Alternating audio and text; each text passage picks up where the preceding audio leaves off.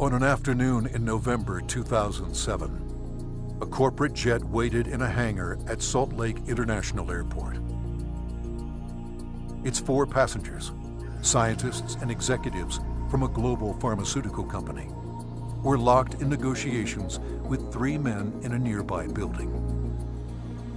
They started getting on the phone about noon back east, and they kept doing that, and about 2 o'clock they walked in the room and said, okay, we're convinced you've got something here, and it's significant enough that we will write you a check big enough that you won't want to talk to anybody else. How these men came together and the decision they made that day is the story of ASEA's genesis.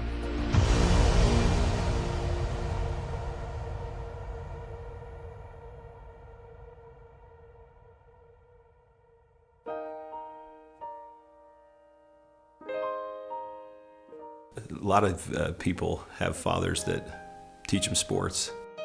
My father happened to be a great strategist. And from a very young age, I recall having discussions with him about what he was doing. At the time, he was running fairly large companies. And I can remember driving in the car with him and him talking to me about strategy, about what is strategy and how to think differently about a company. Vertus Norton was well qualified to teach his son. At the time, he was sales planning manager of the billion-dollar beverage division of General Foods Corporation in New York, with responsibility for iconic products like Kool-Aid, Country Time, and others.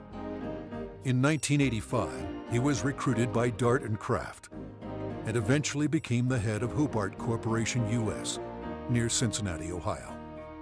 5 years later, he rejoined Kraft General Foods in Chicago as vice president of the Channel Group, managing a billion-dollar pilot business unit that led to the eventual integration of General Foods, Oscar Mayer, and Kraft Foods.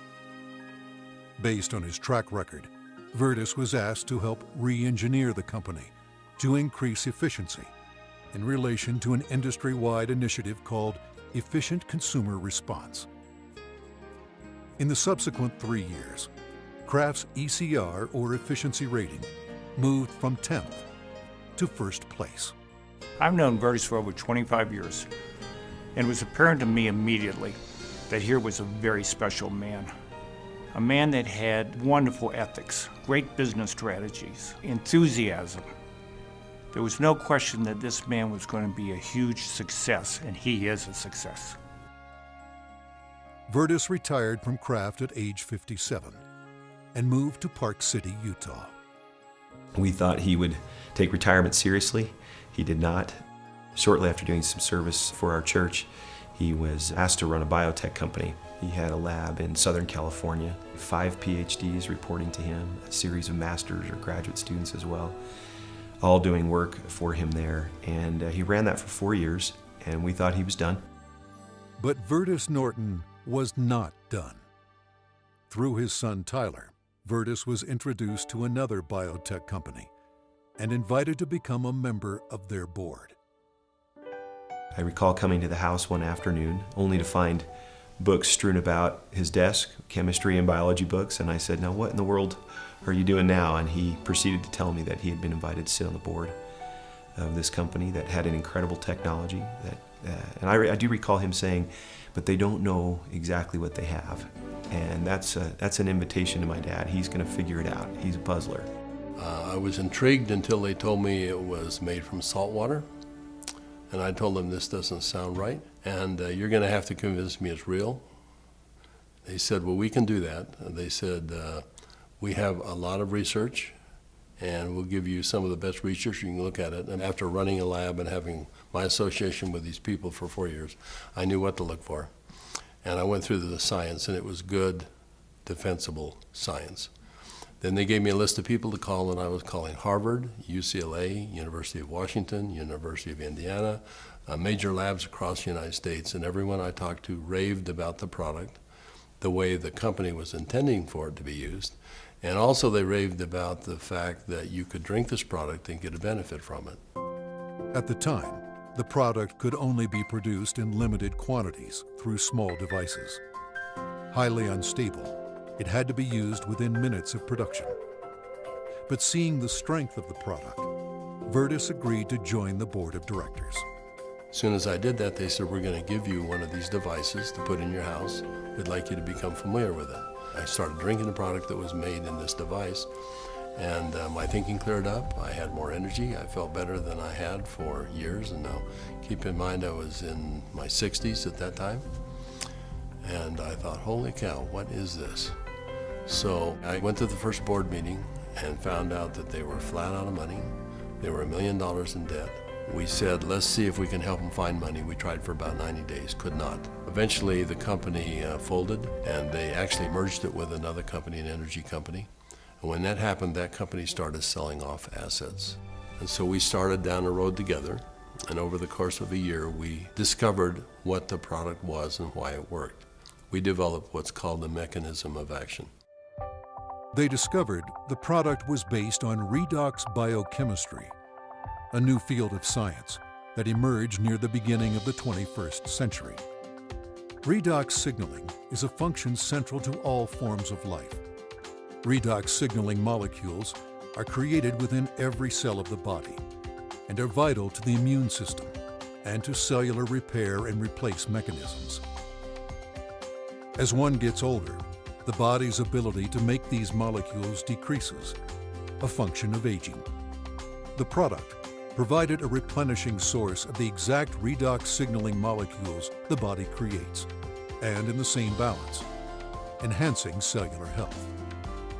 Knowing the product's shelf life was essential, Virtus challenged a team of researchers, including Dr. Gary Samuelson, to find a way to stabilize the product. We didn't know if it could be done, and we bought some equipment and kept making product over and over and over again, and we'd run it through the computer. And finally, after months, he finally came in and said, I think I've got the product stabilized. And we started testing it and found out that he had, in fact, stabilized the product. After stabilization had been achieved, Virtus met with a group of university scientists. We had told them that we had stabilized this mix of molecules, and they said, no, it can't be done. And we said, no, we have done it. And they said, no, it can't be done. And they were so adamant that they were slapping the table. And we said, well, wait a minute. We'll come back tomorrow and show you the product. So we took the product back the next day.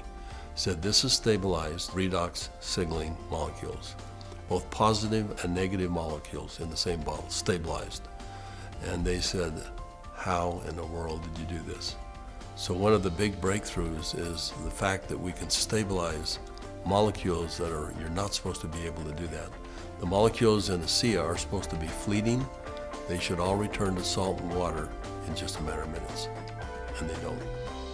Meanwhile, Virtus's son Tyler had arrived at the pinnacle of his career in the financial services business.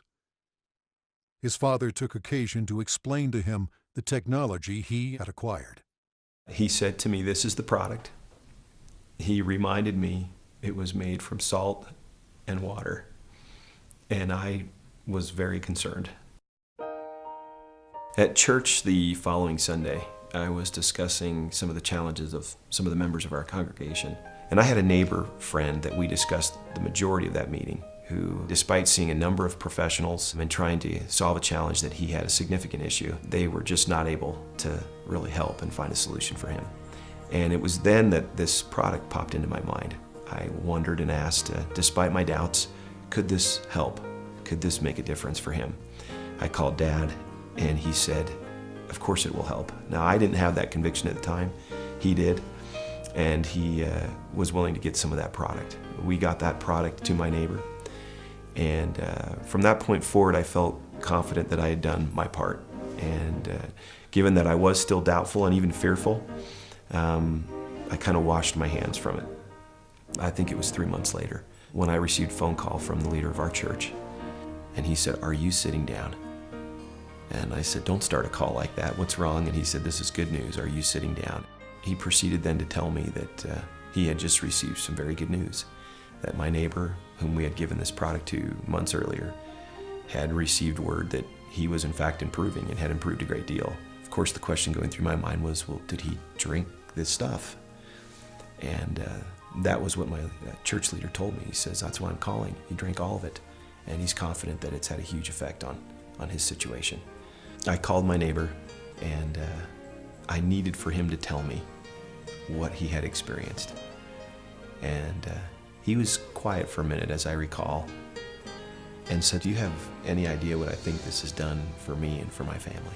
He began to tell me things that I've now heard multiple times over from people across all of North America, and how this product helped him and made a difference for his family. Frankly, this was a problem for me. This became a problem for me. It was my first indication that this could be real, this could be meaningful. And I started to question kind of what I was doing, and feeling a need to get this product out to the world, watching the impact it was having. And I ultimately resigned in May of 2010 from a significant job, the job I'd spent the better part of 17 years getting to. And it was born of this sense and feeling that this product needed to be given to the world. I've known Tyler Norton for now over 20 years. He is a person who demonstrates integrity in all aspects of his business. He is able to motivate people to do things that are even beyond what they think they can do. You know, this came full circle for me about a few months ago. I happened to be out walking, and I looked ahead and saw a family coming towards me on the street. And as they got closer, I realized it was my neighbor that had been benefited by ASEA. And I happened to be on the phone, and so we weren't able to talk. I kind of waved as we acknowledged each other, and he reached in his back pocket and pulled out a sport pouch of ASEA, and then kind of subtly bumped his heart. And we didn't say anything, but I understood completely. It brought home the whole purpose of what we're doing. Now that the product was stabilized, Vertus began studying distribution models, retail, direct sales, internet, and network marketing. So we decided to find 40 people and create kind of a focus group, and we started giving it to them. We did that for about 2 months. We said, let's go out and find out where we are with these 40 people. So when we went out and contacted them, we found out that the 40 people had turned into 135, and the product had been shipped to 20 different countries without our knowing it. And we said, well, we've got the answer we wanted. People will, I think, buy this product. When they determine that there is a perceived health benefit, they'll buy it. ASEA LLC opened its doors for business in July 2009 with just a handful of independent associates. Today, there are tens of thousands, and their ranks are growing exponentially every month. In 2012, the company announced its entry into Europe, the first of many international steps to come. One of my fondest memories is of a Meet ASEA meeting that we held in Lexington, Kentucky. We had a huge group of people that came, very impressive group, and a lot of people coming up talking about what ASEA had done for them personally. But at the end of the meeting, they invited me to come up and gave me a small treasure chest. It wasn't very big, but as you open up the treasure chest, it's filled with letters of gratitude and thanks. It meant a great deal to me. So we came back to Salt Lake City, and I asked our people to go out and find a treasure chest, which we have done, and we have it in the office, and we continue to add letters to it. I have the privilege of going around the country and talking to people about this product. And it's not uncommon at the end of a meeting to have a group of people line up and want to tell me and really thank me, but more thank my dad. And as they tell their stories and I get a chance to look into their eyes and sense their sincerity and the realness of what this has done for them, more than once I've had to step out of the room and find a corner in a hotel somewhere where I could compose myself and get myself in order after hearing how sincere and thankful they are for this product. You know, we started off looking at this as a business opportunity, and as we progressed, it became more of a sense of purpose, but it's much more than that. We're creating a culture here. We're creating a family. I believe that the heart and soul of this company is represented in our associates. Our associates becoming is as important to us as them making an income. I don't believe you build checks. I believe you build people. And perhaps one of the greatest blessings of my time here at ASEA is embodied in these marvelous, enriching relationships with wonderful people. People that are desirous to improve their lives, share something meaningful with others, make a difference in the world, and become more.